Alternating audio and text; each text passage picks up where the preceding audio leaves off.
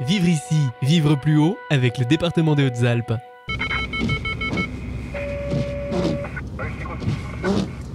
Oui Philippe, pour te dire que là on est au rond-point de Risoul, on est en train de te suivre et on va essayer de te rattraper.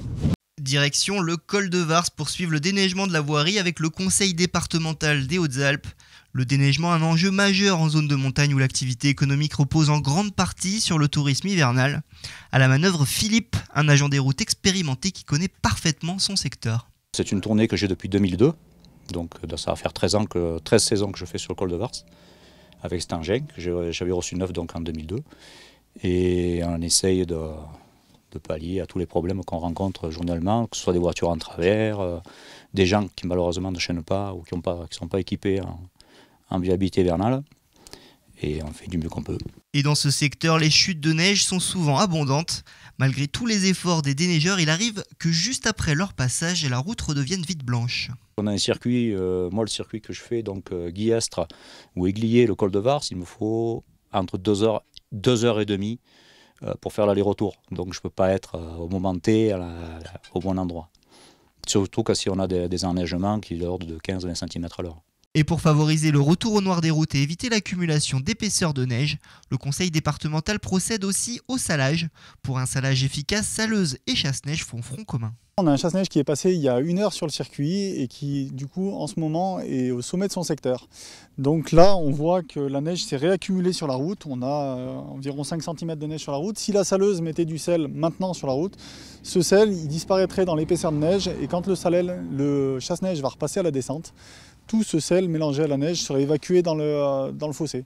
Du coup, la saleuse est repartie sur le sommet du secteur, elle va se grouper avec le chasse-neige, repartir derrière le chasse-neige et le salage sera fait à la descente une fois que la neige est évacuée.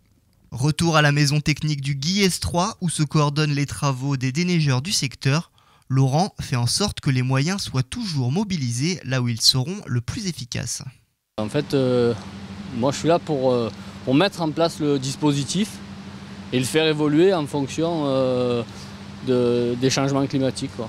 On peut partir d'un matin, ou comme ce matin par exemple, il a commencé à neiger vers 6h30, donc au départ il n'y avait qu'une seule patrouille en extérieur. Et puis petit à petit la neige a commencé à descendre en altitude progressivement. Donc là on est monté en puissance, je dirais, au fil des heures. Le déneigement, un travail de longue haleine qui demande une mobilisation quotidienne des personnels. Les prévisions de Météo France sont évidemment un appui indispensable, mais rien ne vaut les constatations sur le terrain.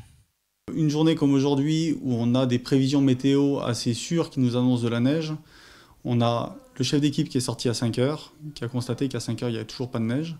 Et à 7 h quand ça a démarré, là il a fait intervenir l'ensemble du reste du personnel, ceux qui n'étaient pas en intervention, pour qu'à 7h30, début des chutes de neige, on intervienne immédiatement.